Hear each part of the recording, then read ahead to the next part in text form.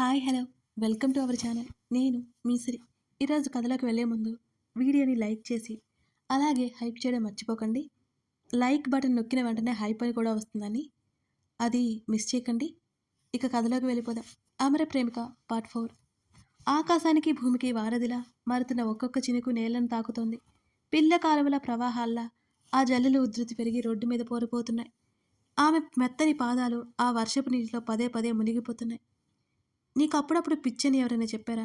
పక్కనే గొడుగు పట్టుకుని నడుస్తున్న సౌమ్య ఆయుషిని చూస్తూ అడిగింది. కళ్ళు తిప్పి సీరియస్గా చూసింది ఆయుషి సౌమ్య వంక. రేపొద్దున నీకు జలుబు జ్వరం తెచ్చుకోవాలని ఆశగా ఉన్నట్టుంది. నీకు అంత ఆశగా ఉంటే నాకందుకులే. సౌమ్య ఊరుకోకుండా ఏదో ఒకటి వాగుతూనే ఉంది. క్షణంలో ఆయుషి చేసిన పనికి సౌమ్య వెర్రికేక పెట్టింది. సౌమ్య చేతిలో గొడుగు లాక్కొని ముందుకు పరిగెత్తింది ఆయుషి.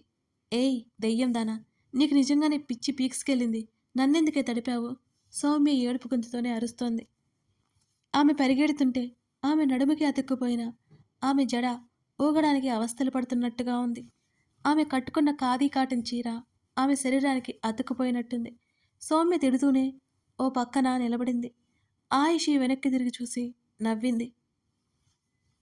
హ్యాపీగా ఇంటికెళ్ళిపో సౌమ్యతో చెప్పి తన వీధిలోకి వెళ్ళిపోయింది ఆయుషి.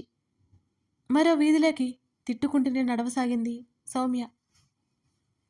ఓ భారీ ఆకారం ఆ వీధి మలుపు దగ్గర నిలబడి ఉన్నాడు. వెళ్తున్న ఆయుషిని లోపలికి వెళ్లే వరకు చూస్తూనే ఉన్నాడు. ఎంతో దూరం నుంచి వేగంగా దూసుకొచ్చిన వానచినుకలు అతని రెప్పలని ముంచడానికి ఎన్నో ప్రయత్నాలు చేసి విఫలమయ్యాయి. కనురెప్పైనా కొట్టకుండా ఆమెను చూస్తూ ఆ చినుకుల దాటికి నొప్పెడుతున్న పట్టనట్టే అలాగే నిలబడి ఉన్నాడు అతను. కొంచెమైనా బుద్ధి ఉండాలి. ఏదైనా అంటే తిరిగి 100 సమాధానాలు చెబుతుంది. చేతిలో గొడుగు ఉంది. ఎలా తడిసొచ్చిందో చూడు. ఇంకా చిన్నపిల్లలు అనుకుంటుందో ఏంటో. ఒంటి మీదకి 25 ఏళ్ళు పైబడ్డాయి. కొంచెమైనా జ్ఞానం ఉండద్దు. తల తడుస్తూనే తల్లి చివాట్లు పెడుతుంటే, అమ్మా నీకు తిట్టడం కూడా రాదు కాబట్టి పని చూసి వెళ్ళిపో. నన్ను ఇరిటేట్ చేయకు అన్నది ఆయుషి. చిన్నప్పటి నుంచి లేస్తే ఒక తన్ను, కూర్చుంటే ఒక తన్ను పడితే అప్పుడు నువ్వు దారిలోకి వచ్చేదానివి. ఇప్పుడేం చేస్తాం?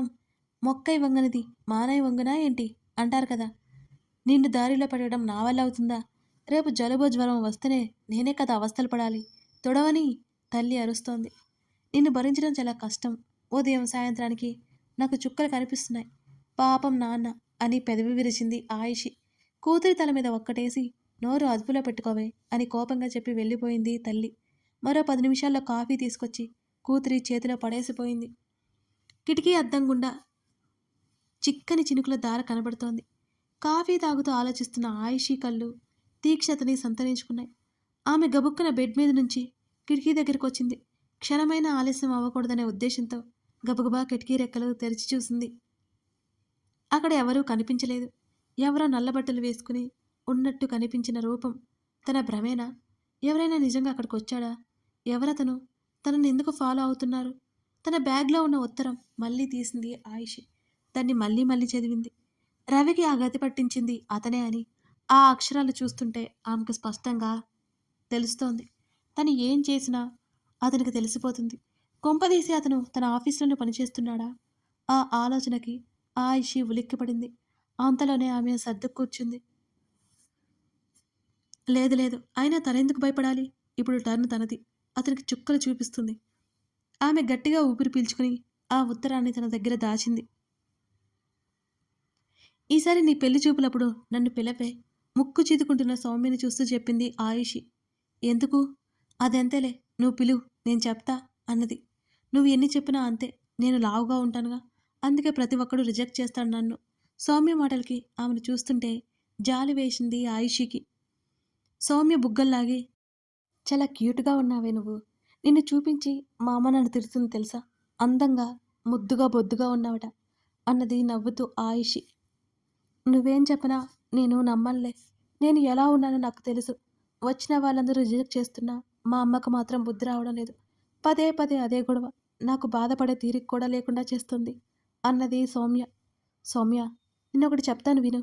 నిన్ను చేసుకోబోయే వాడికి నీ ఆహార్యం పెద్ద విషయం కాకూడదు. అలాంటి వాడు నీకోసం తప్పక వస్తాడు. నువ్వు కాస్త ఎదురు చూడాలి. ప్రీషియస్ థింగ్స్ అంత తేలిగ్గా దొరకవు. నీలాంటి గుడ్ గర్ల్ వైఫ్ కావాలంటే వాడెవడో పెట్టి పుట్టి ఉండాలి. సో ఈ గొడవ వదిలేసి హాయిగా ఉండు అన్నది ఆయిషి. అంతే అంటావా? మరి ఇంకేంటి? థ్యాంక్సే బాబు. ఆయిషి నవ్వి ఊరుకుంది.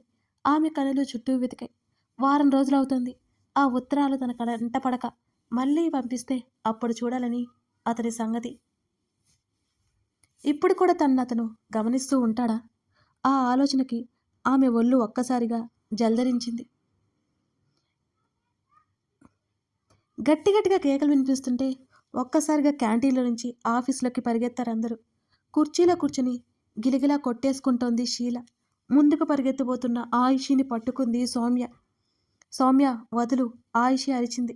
అక్కడ బోల్డంత మంది ఉన్నారు, వాళ్ళు చూసుకుంటారులే, నువ్వు ప్రతి దాంట్లో ఇరుక్కోకు అన్నది సౌమ్య. ఏయ్ తనకు బాలేదు అరిచింది ఆయిషి. కాదు, సూసైడ్కి ట్రై చేసింది. ఎన్నిసార్లు ఎంతమందిని ఆపుతారు? ఇప్పటికిది మూడోసారి. సౌమ్య చెబుతుంటే ఆయిషి కళ్ళు పెద్దవయ్యాయి ఒక్కసారిగా. స్టాఫ్ అంతా అదే ఆలోచనతో ఉన్నారు, అలాగే చూస్తున్నారు. నన్నెవరూ కాపాడొద్దు సౌమ్య చేతిలో ఉన్న కత్తిని చూపిస్తూ అరుస్తోంది. అప్పుడు గమనించి ఆయిషి నోటి మీద చేయి వేసుకుంది. షీలా చెంప పగలగొట్టాలన్నట్టు సౌమ్య చేతిని వదిలించుకొని ముందుకెళ్ళింది ఆయిషి. అప్పుడే అక్కడికి వచ్చాడు వీర్. సార్, మీరు నన్ను ముట్టుకున్నారంటే నేనే నన్ను కట్ చేసుకుంటాను. అప్పటికే కట్ చేసుకున్న మణికట్టు గాయానికి పక్కన చూపిస్తూ చెప్పింది షీలా. హేయ్ స్టాప్, నేను ఇక్కడే ఉన్నాను, రావట్లేదు అంటూ షీలా వెనుక ఉన్న ఆయిషీకి కళ్ళతోనే అతను సైగ చేశాడు. అతని చూపులో ఏదో అర్థమైనట్టు ఆమె కూడా ముందుకొచ్చింది. ఎందుకు ఇదంతా చేస్తున్నారు షీలా? వీర్ ఏం చేసుకోవద్దన్నట్టు రెండు అరచేతులు అడ్డుపెట్టి నెమ్మదిగా అడిగాడు. అతను అడుగుతున్నాడు. సార్, మీరు మాటలతో నన్ను ఆపలేరు. షీలా నొప్పికి అరుస్తూనే కత్తి చూపించింది.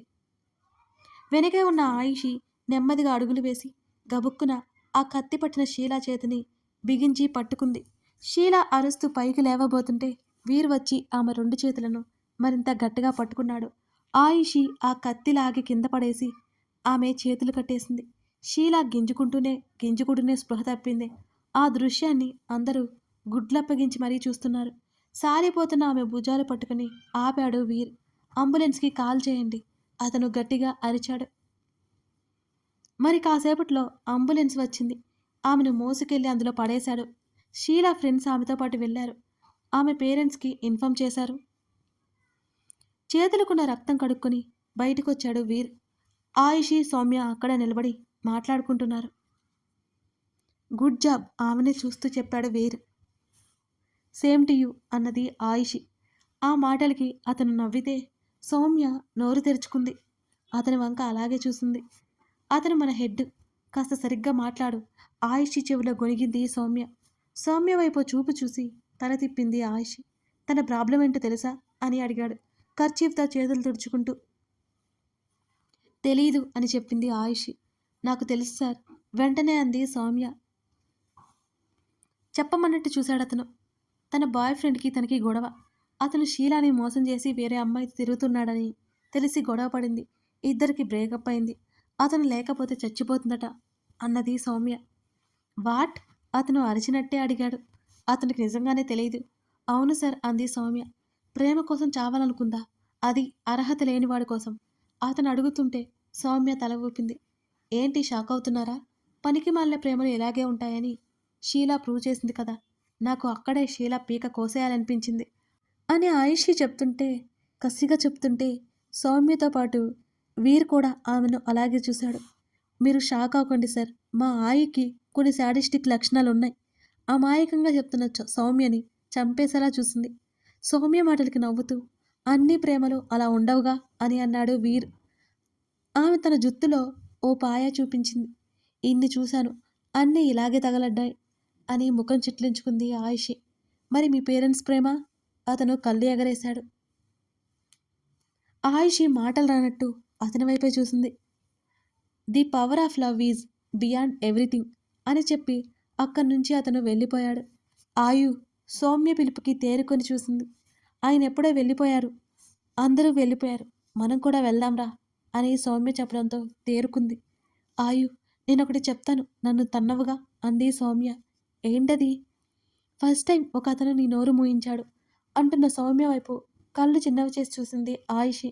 సౌమ్య ముసిముసిగా నవ్వుకుంటూ ఎంతో కష్టంగా నవ్వాపుకోవడానికి ప్రయత్నం చేస్తోంది. నీ దిక్కుమాలిన ఫిలాసఫీలు రాంగ్ అని ఇప్పటికైనా ఒప్పుకో అన్నది సౌమ్య. నువ్వు నోరు మూసుకుంటావా? సీరియస్‌గా చెప్పింది ఆయిషి. సౌమ్య భుజాలు కదిలించి, పెదవి విరిచి మౌనంగా ఉండిపోయింది. ఆయిషి స్కూటీ దగ్గరికి నడిచింది. నిన్ను చూడని క్షణమే నాకు నరకం. రాబోయే 2 రోజులు నా లోపల ప్రేమదాహం పాముల నన్ను కొరుక్కు తింటోంది. అది నీకు 2 రోజులే కావచ్చు. కానీ నాకు 2 యుగాల మృత్యుశిక్ష. ఆ పేపర్‌ని చిత్తు చిత్తుగా నలిపి, ముక్కలు ముక్కలుగా చేసి, ఆ మనిషిని చంపేయాలన్నంత కోపం వస్తుంటే, ఎంతో కష్టంగా ఆపేసి, తన బ్యాగ్‌లో ఉన్న పెన్ను తీసి, ఆ పేపర్ వెనుక ఏదో రాసి, దాన్ని అక్కడే పడేసింది. ఆమె వెళ్ళిన మరుక్షణం, ఓ చేయి ఆ ఉత్తరాన్ని చేతుల్లోకి తీసుకుంది. కథ కొనసాగుతోంది. ఇప్పుడు ఆయిషికి అతను దొరికిపోతాడా? లేదా గెస్ చేస్తే కామెంట్ చేయండి. ఈ స్టోరీ నచ్చితే లైక్ చేసి ఓ కామెంట్ చేయండి. నేను చాలా చాలా హ్యాపీగా ఫీల్ అవుతాను. ఈ స్టోరీ రాయడానికి చాలా హార్డ్ వర్క్ చేసి, అంటే నా స్టైల్‌కి చాలా భిన్నంగా ట్రై చేసి, చాలా ఆలోచిస్తూ రాశాను. అది మీకు ముందు ముందు అర్థమవుతుంది. నేను ఎందుకు ఇలా చెప్తున్నాను అనేది. Thank you.